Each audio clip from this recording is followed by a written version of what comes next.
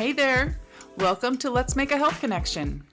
In this podcast, we introduce, interview, and showcase the many healthcare providers and resources that we feature on our website, localhealthconnect.com. I'm Jennifer Barber, and I'm a licensed clinical social worker in Washington and Oregon, and I'm happy to be part of the Local Health Connect provider community. Today, we're talking to Michela Farnsworth. She is dually licensed in the state of Washington as a licensed independent clinical social worker and substance use disorder professional, trained in EMDR and working toward a certification in dance movement therapy, which we will be talking about later. Michela has a history of working as an advocate in domestic violence and sexual assault programs, as well as working for national and international organizations that provide training and technical assistance and policy advocacy for these programs on a macro level. Michela has also worked as a case manager and a clinician for residential and outpatient treatment centers treating dual diagnosis, which means chemical dependency or chemical addiction and mental health, providing individual, group, and family therapy.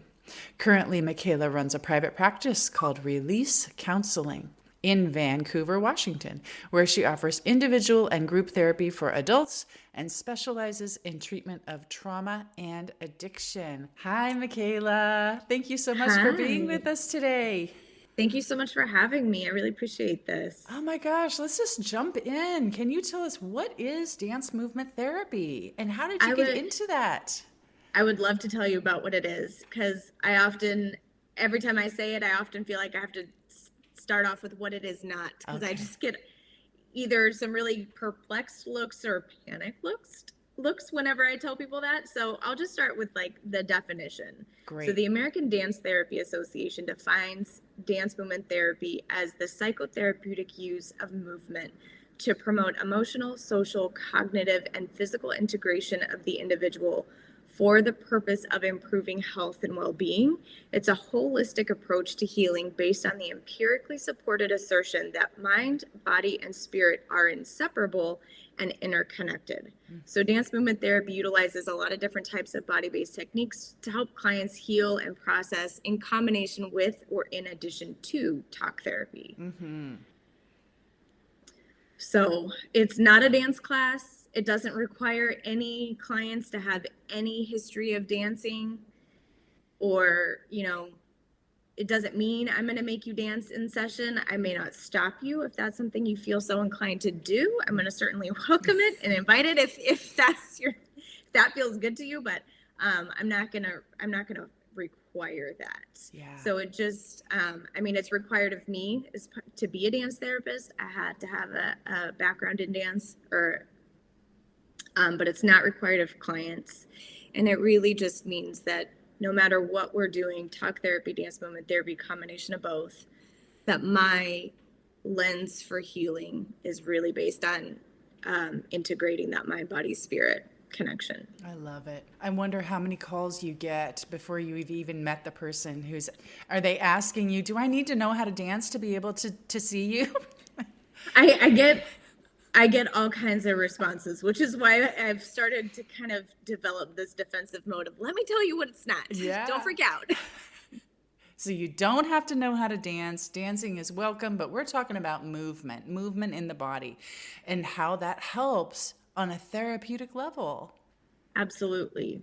Absolutely. Cool. Tell us a little bit about what your clinical work looks like.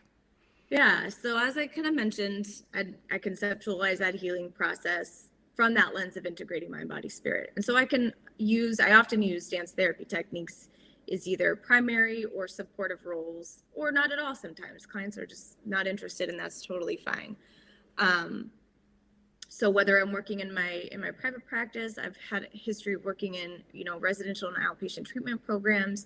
So no matter where I'm working, I'm able to utilize it.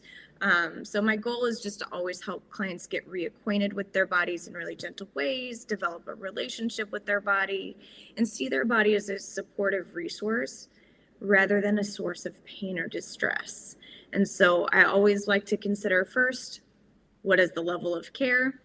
of this client that I'm working with. So in residential, I'm going to be really mindful of the fact that many of them are still withdrawing or detoxing, that they have been really disconnected from their bodies for a long period of time. So it's just really about focusing on use of just body scans or mindfulness or breathing techniques, just to kind of increase that awareness of their bodies, what we call interoception, increasing awareness of emotions, and developing skills to cope with distress and self-soothe, especially while they're just going through all of the things.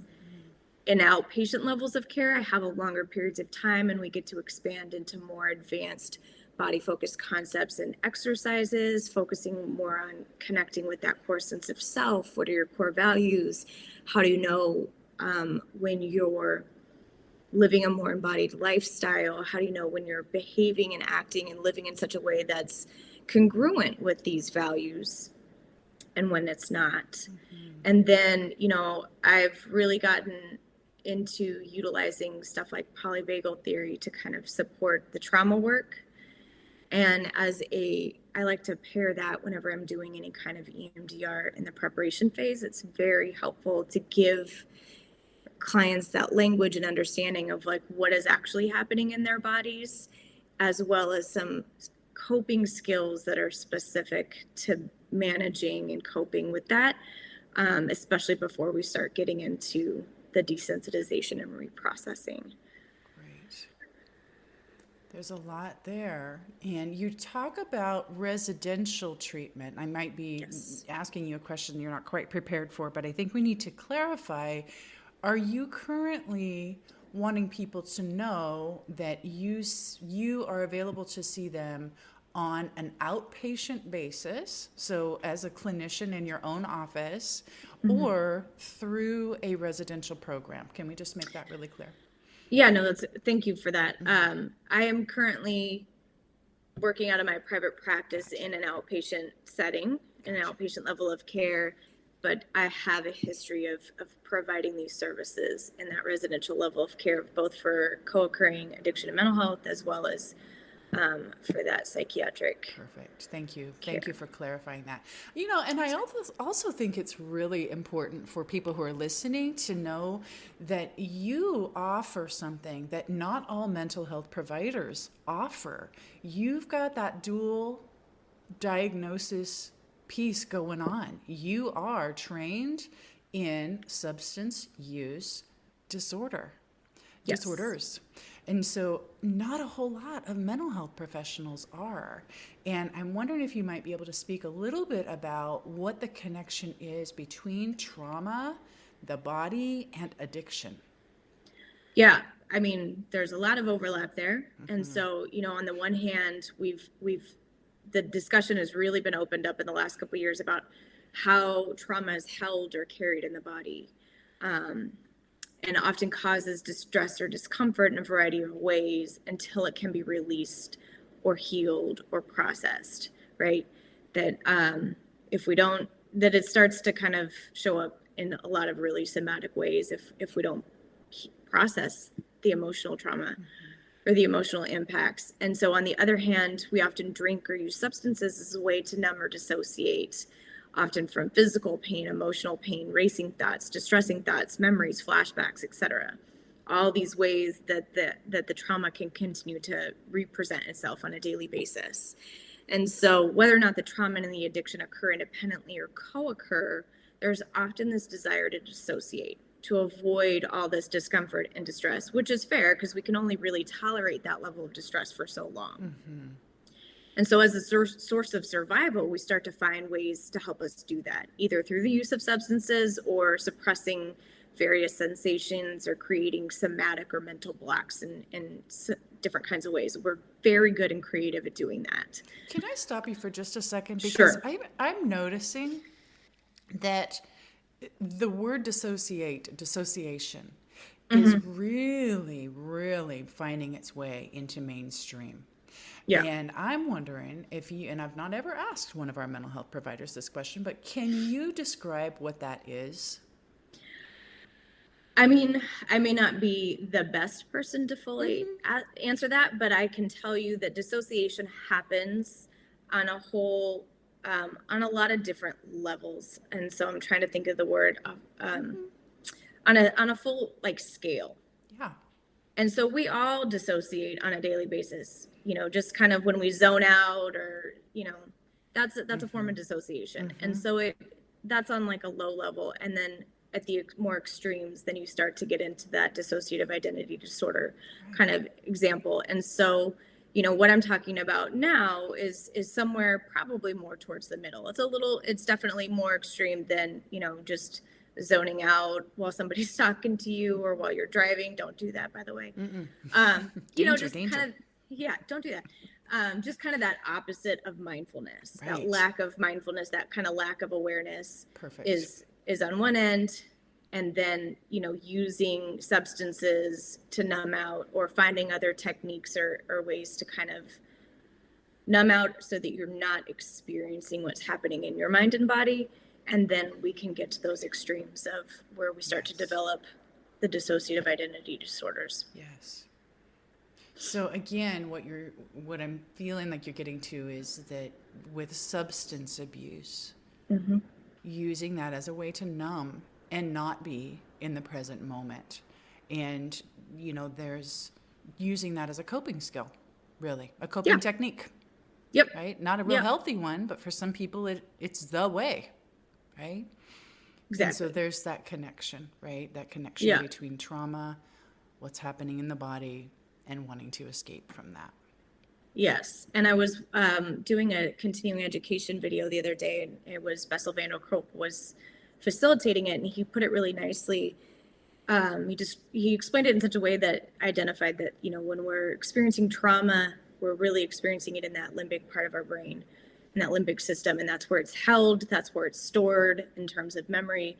And then when we're doing a lot of these talk therapy modalities, that's really engaging that prefrontal cortex. Yeah. And there's not a direct connection in the brain between the prefrontal cortex and that limbic system. And so utilizing movement, utilizing these dance therapy techniques is going to be the most effective way to help process that trauma, and because you can get to it through movement. Whereas, it's really helpful to understand your trauma, utilizing the talk therapies. But I hear this a lot. My clients will tell me, like, I get it, I understand it, I know it, but I don't feel any better. Right. It's not going away. It's not fixing it. Well, and it's not healing it. So those dance therapy modalities really help us to undo a lot of these skills we've developed to survive these really unhealthy situations, or to survive these recurring trauma memories, flashbacks, and other symptoms that are really distressing, by helping us to readapt our minds, our bodies, and our nervous systems to sustain healthier lifestyles, to process and heal a lot of the traumatic symptoms, or symptoms of trauma, and so that we can live healthier lifestyles, live in healthier situations, and sustain healthier lifestyles in ways that the body and mind were designed to do. Yes. Okay, so let's focus mainly right now on the substance use disorders as it relates to a group that you're getting ready to offer. Can you tell us a little bit about this group? And also, is it very clearly just for people who are in addiction recovery? Yes. So for right now, that's where I'm starting out. Great. With. One of the things, dance movement therapy is still fairly new. We're probably in our third or fourth generation of clinicians. And so as I've been doing my coursework and working towards my certification, one of the things I noticed is there's not a lot of published research around the use of evidence-based practice around the use of dance therapy modalities to treat the addiction recovery population. And so I've kind of been exploring that on my own with, just kind of seeing what I've been noticing with my own clients, what's worked with them, what's not. And one of the things I've kind of noticed is that there's this gap where, for the first couple of years, there's all kinds of really structured treatment options and support options for folks to really help mitigate relapse and really help them get through those first couple of years safely. And that's absolutely wonderful. But I started to notice that, once clients get past those first couple of years, and many of them folks started to get stagnant in their recovery. They kind of got to the point where they could stabilize those first 2, sometimes 3 levels of that Maslow's hierarchy of needs, which is fantastic. But then they didn't know what to do next. Okay. And it just I just kind of noticed a lot of different patterns that all kind of boiled down to the fact that it appeared to me that clients that recovery was something that folks were doing versus that more embodied experience of just part of who they are and how they perceived the world around them, how they moved through their world. So that kind of became the inspiration for developing a group using these dance therapy techniques and helping folks learn how to transition their recovery from addiction from something that they're doing to part of who they are. That is beautiful. Okay. So tell us a little bit about can you tell us about how you're structuring the groups? And if someone wants to, we'll talk about how they might be able to find you later, but if somebody wants to begin this, what can they expect? Yeah. So, like I said, this is still new. And so I'd love to kind of expand and develop other groups or other ways that this group can serve other folks. But for right now, it's definitely for folks that have got a little bit of recovery under their belt, feeling a little bit stabilized in those first 3 levels of that Maslow's hierarchy of needs.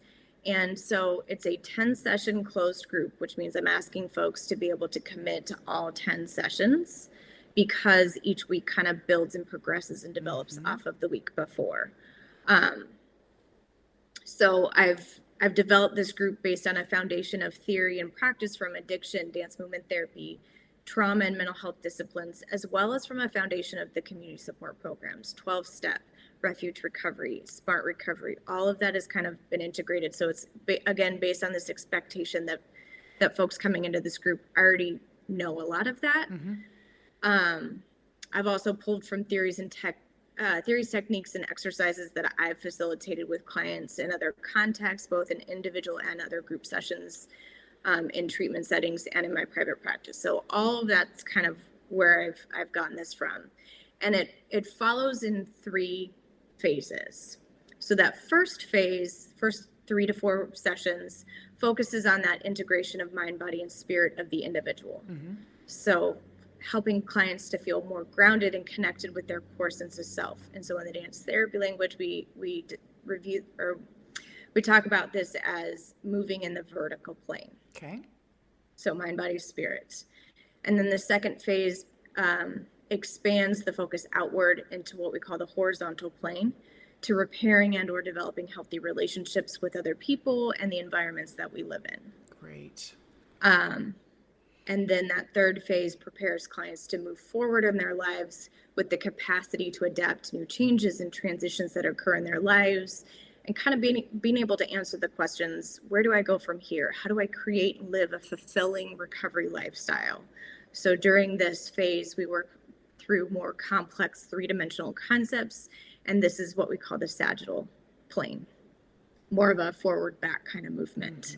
So we really focus on how do you find stability in mobility, and expand on a lot of the movements exercises we've done before kind of individually, and start to move in pairs and start to move as a whole group. And then once we've completed that formal group curriculum, I plan to leave it open to the group whether or not they want to continue to commit to meeting as more of a process group.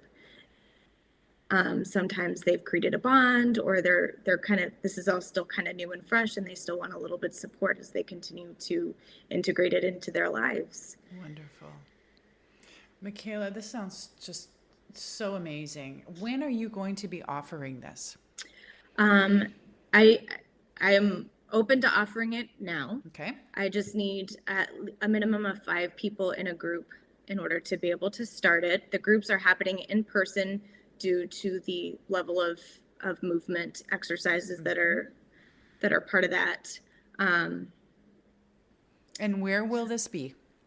in my office. Mm-hmm. So my office is located in the Carter Building, downtown Vancouver. It's 211 East 11th Street, Great. Suite 204. Great. And if somebody wanted to reach out to you who's hearing this and they want to be part of that group, they want to be one of those 5 people, how would they get a hold of you? How would they find you online? Yes, so my website, www.releasecounselingwa.com. There's more information about the groups on my website. They can reach out to me through my website. They can email me, Michela@releasecounselingwa.com. They can give me a call, 360-489-6195. Perfect. And all of that information that you just gave, we will have in the show notes. So as somebody's clicking and listening to the podcast, they can just look right below that and find all the ways to connect with you. Michela, you are doing some amazing work out there. Thank you so much. Is there anything else you want to share before we close off today? Yeah, I mean, not only do I work with individuals who are experiencing addiction and recovery or going through it themselves, I can also work with friends and family members.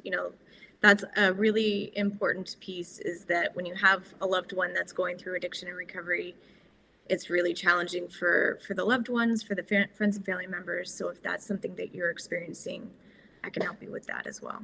That's a great piece to be offering. I love that. All right, Michela, thank you so much for joining us today. Thanks so much for having me. Thanks again for listening to Let's Make a Health Connection. Find us online at localhealthconnect.com, as well as Facebook, Instagram, and Twitter. Links and show notes for this interview are available on our podcast page. These interviews are really fun, and I hope you made a health connection today. We'll talk again next time. Let's Make a Health Connection, copyright 2022, all rights reserved, is the exclusive property of MBS Therapy, LLC, a Washington-based company. Local Health Connect is inclusive and does not endorse any political or religious group. Thank you again for listening, and we'll see you next time on localhealthconnect.com.